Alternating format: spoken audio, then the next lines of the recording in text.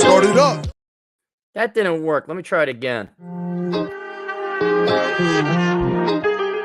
Start it up. There we go. Wasn't that fun? Wasn't that professional? I didn't make that. I don't have the ability to make it. A good friend and the agent in the field did that for me. All right, time for Boomer reviews. We're going to review Vinland Saga, so you don't have to. And I will admit that I'm a little bit harsh, but I'm old and I don't have that much time left. So I like to make sure if I'm going to sit in one spot for hours on end, that it is good. And Vinland Saga, not that good. Not that good. I'm in the minority of opinion. If you look at Vinland Saga, it has spectacular ratings. But kind of like Cyberpunk, the cartoon, I think the anime market is so starved for actually good anime, good quality cartoons and plots and writing.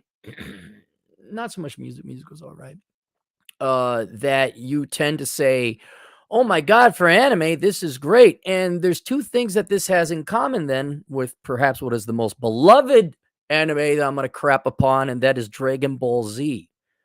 Dragon Ball Z benefited from rarity, that it was not anime still back in the day. It was rare. And then I know you millennial, I know Dragon Ball Z is like everything to you young guys, just like Robotech was for me. But if you watch it now with adult eyes, like, oh man, that was crap. But it was new and it was what was on. And in terms of anime, it was pretty good. Not the best, certainly not the best by objective standards, but for anime, you know, like for an American chick, she's pretty hot. You know, that kind of, it's accurate though. And then Vinland Saga, anime's come a long way. No doubt there's been a lot of better anime on the market, and Vinland Saga is one of the better ones, but it's still for anime. You know, it's like, okay. And the second thing that it has, guys, my main complaint is it is just like Dragon Ball Z. It drags on. It's a saga. It's a drama. It's a soap opera. Because with Dragon Ball Z, and I know, I'm really cutting deep on the brothers and our Latino agents in the field. I know. You hold it dear to your heart. Again, every episode is, I will kick your ass. Haha, no, I will kick your ass. Haha, little do you know you will kick my ass for you won't, because little do you know that I will kick your ass. Haha, little do you know that I will kick it for I have the Ultra Beam. Haha, little did you know I was training in zero gravity, or no, a million gravity. Then there's talking and more talking and talking. And then out of a 30-minute show, you got 10 minutes of commercials. So let's say I have a 20-minute show, there's 30 seconds of them actually fighting, which was spectacular. But that's all Dragon Ball Z is. It's talking smack. Maybe there's a loose plot. Oh, and then all their permutations. Oh, it's Vegeta and Goku combining as one. There's a new bad guy. Oh my gosh, where our power levels are new order of magnitude. It's 9,000. And then talkity talk. Haha. No, little do you know. Haha. No, little do you know. Haha. Little do you know that little do I know. Little do you know that I have the superpower beam and the tree of super farts. And that went on for years. One Piece Pirates, the same thing, guys. Oh man, you're not going to have anyone left in your millennial audience. It's just the same thing, but with better character design and pirate ships. That's all it was. And excellent fighting scenes. If and when you live long enough to see one. The fighting scenes in Dragon Ball Z were about as frequent as Halley's Comet, like once every 89 years or 79 years, whatever it is. In Vinland Saga, same thing. Now, much better quality anime due to the technology. I'm not slamming on the drawing and the artwork on either One Piece Pirates or Dragon Ball Z. They're very good for their time, very high quality, no doubt. Here, because of computer animation technique and all that, Vinland Saga, I think, was better drawn. So it was fine. But, let me interrupt that. And there was a little bit more of a plot that you could kind of maybe follow along until season 1 ended. You're like, wait, that was it? I thought you were building up to something bigger. You're saying, oh, that was merely for dramatic effect. Oh, we're going to invade the Welsh. Oh, we're going to do this. Oh, we're going to do that. And then you found out, oh my God, it was just a fancier version of Dragon Ball Z, because here's what Vinland Saga is. It is an epic saga that follows a kidnapped young Viking boy who gets kidnapped by some Vikings and ends up going into their troop, and how they go and pillage and do their Viking things across Northern Europe, right? And there's what you think is going to be a bigger, more long-term plot. Like, oh, I see where they're going. Okay, what's going to happen? I'm kind of curious. And you find out, nope, they were just filling time until they got to a fight scene. And even then, like, I haven't watched enough Dragon Ball Z. Maybe somebody in my audience could tell me this. But did they ever stop in the middle of the fight? Like, they're going at it. They're trying to kill each other. Did they ever stop to have a conversation or cut screen to go somewhere else to something really boring that doesn't have any kind of consequence or anything like that? That was half the fights in Vinland Saga. The fights of which were done brilliantly, but again, like 1 minute out of 20. And even half the fights were split where now we're going to cut over to this putz of a prince who has emotions and feelings and can't talk. And he's talking to the big Viking. I'm like, what? Who's winning the fight? Why do we cut to these? Nobody. What's going on? And so that's what it was. If you look back at it, you say, oh yeah, that's what it was. It was a lot of talking, a lot of plot building, and then there were some fights, only to have it abruptly ended in season 1, which I am going to ruin for you all, by the way. So let me tell you what it is, but knowing that this is the theme, it's Dragon Ball Z, it's One Piece Pirate, it's dragged out saga and drama, well done. The writing was very good, pierced by little fights, and then in the end, like, I don't know where they're going. No, let's just end it. That was it. So, little kid on Iceland, right? Joins his father because they have to go somewhere on a boat. Everything's boats. They're Vikings. They get ambushed. His dad gets killed. Most of the people get killed. And the kid is captured by the assaulting Vikings. Now, these assaulting Vikings are the mercenaries, which I think was brilliant. They could have worked with it because in them not being aligned with, well, it wasn't Norway at the time, the Danes or the English. And one thing I will give them, historically accurate. They got it down to the year and like real invasions and sieges. So that was very impressive. But what I liked about, probably the best thing about it is, okay, they're mercenaries, so they could go work for anyone. And they could go and go on all these different crazy adventures, still within the confines of historical accuracy. And they even did this a little bit where they go down to France, fight the Franks, because they were paid to do so. And what it is, this kid wants to kill the main Viking guy who's leading them. And this guy kind of trains him and says, like, look, you could challenge me anytime you want, but you got to do me a favor before I take you on in a fight. All right. And because like the guys that could assassinate him, the kid's got too much honors. His dad taught him right. I'm like, I know I'm killing somebody. They're not going to see me coming. It's just not. No, I'm not fighting fair. No. I have an objective. But it keeps the plot going. And it's honorable. And so this kid keeps getting stronger and stronger. And the leader of the Vikings, an amazing fighter, he's slowly getting weaker and weaker. And then he says, like, no, if you want to fight me, you got to bring me that guy's the king over there in that castle we're trying to take over. You bring me his head.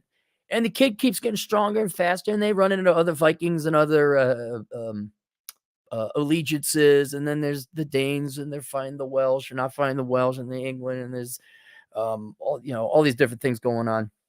And so I was like, okay, this is kind of cool. But I thought the travels of this marauding band of mercenaries would inevitably lead to a final conclude or a large goal. No, all of a sudden, spoiler alert, don't tune in. Stop now if you don't want to. So they go to, where was it? York, where the king of the Danes is there. All right.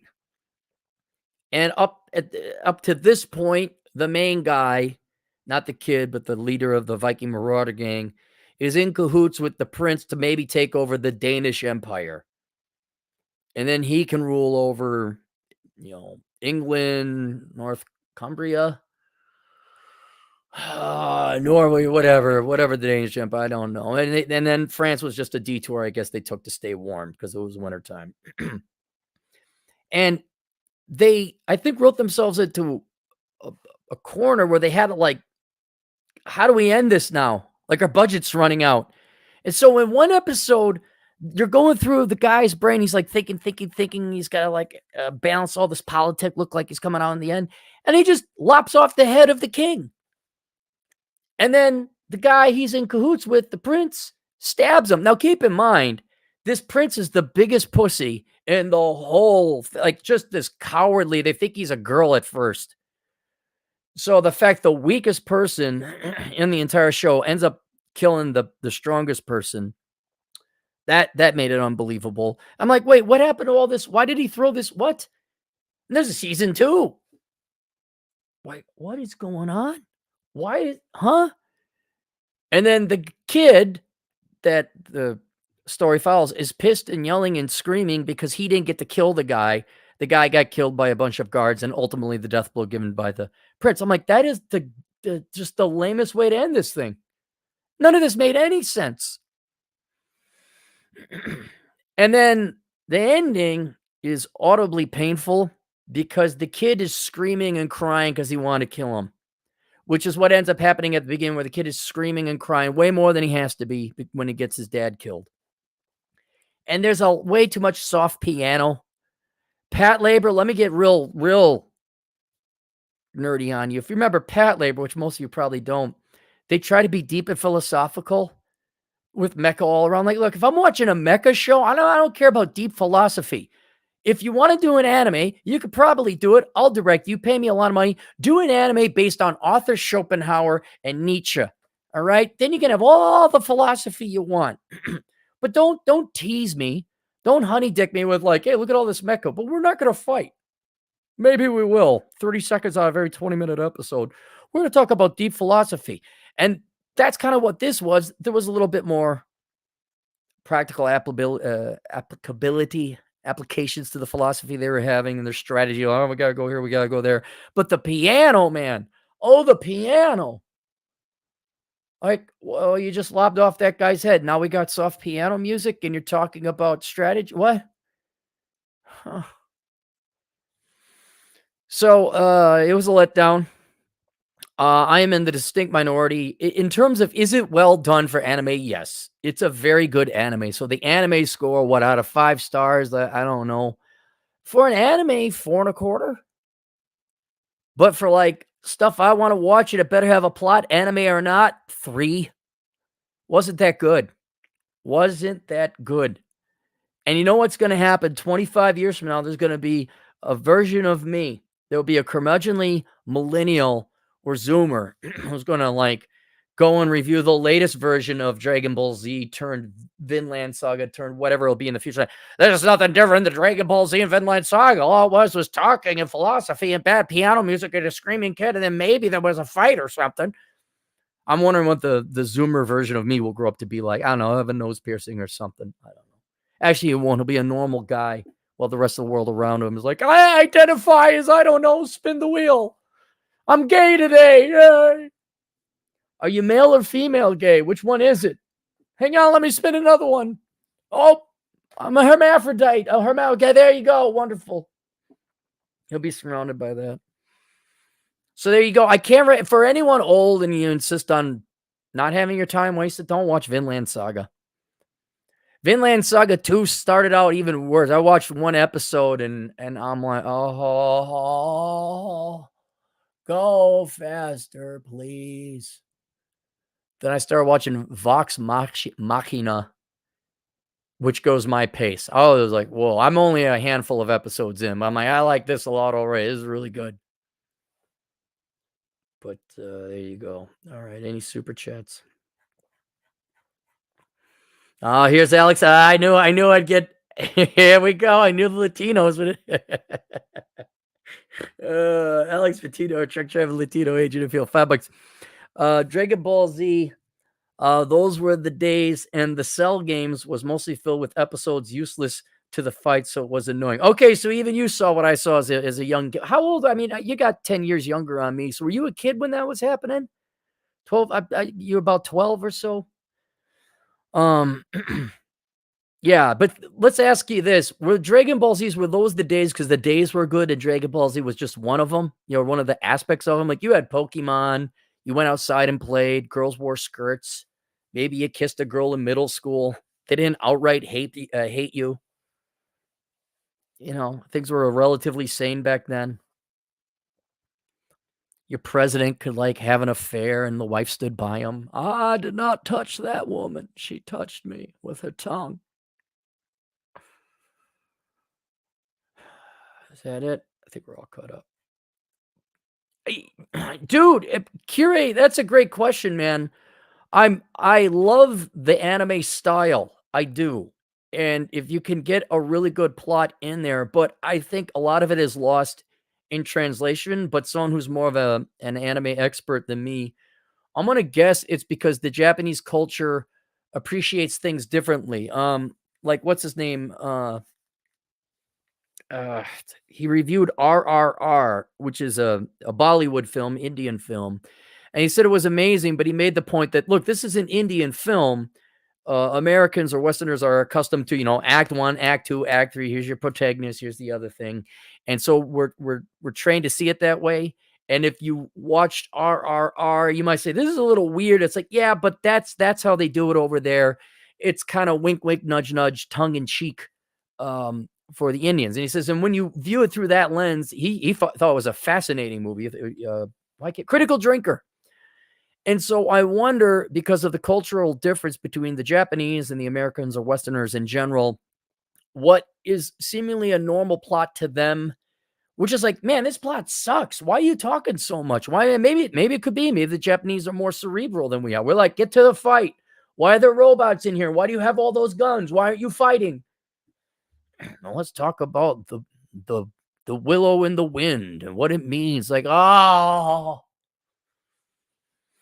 so, yeah, it's a good point. Perhaps somebody who's Japanese could tell us. Um, we don't have, interestingly enough, I don't think we got a lot of Japanese subscribers. We got some Asian subscribers, but I don't like from Japan. Again, there could be the language barrier. How many people from Japan know the English language? So maybe that's it there. Alex, $5, 84. So yeah, Dragon Ball Z was at 93, 94. So you were a boy. You were 10 to 12 years old. That's about right. Oh boy, the Techie Tech time for God. Look at this. Look at our resident physicist agent in the field. 50 generous dial. Man, he's my favorite guy today. Has nothing to do with the money. He's just the greatest guy of today, of all the people and all the days of today. The Techie Tech the time for God is the best man. He should be Times man of the day. 50 bucks. Was on site today with a coworker surveying a pregnancy center's network topology. Okay, tornado warning hit, and all the women rushed into the closet and asked us to join. We both just leaned against the wall. Both of us joked, "Pound me to alert." Wait a minute. Okay, on site today. Tornado warning hit. Women rushed into a closet. Asked us to. How old is this building that the closet is the safest place to go?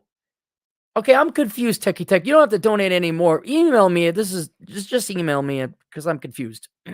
You're in a commercial building, a medical facility, right? And it's got to be where there's tornadoes. There's a tornado siren, and their safety. This is a public, like you cannot have more than 150 people for fire code occupying this building, right? If there's tornadoes, don't they have a tornado shelter area? There's even signs for it. They just say, go in the closet. One, are the closets numerous and big enough to house all the women that are there and then also the staff for people doing that? I'm more confused about when you say closet, I picture, regular clothing closet. So there's not enough room for everybody, and a tornado's gonna wipe through that no matter what. And then, but we just leaned against the wall, both of you. Yeah, I'd be, yeah. I would be a little, no, you go in. I'll die a horrific death. You go in there.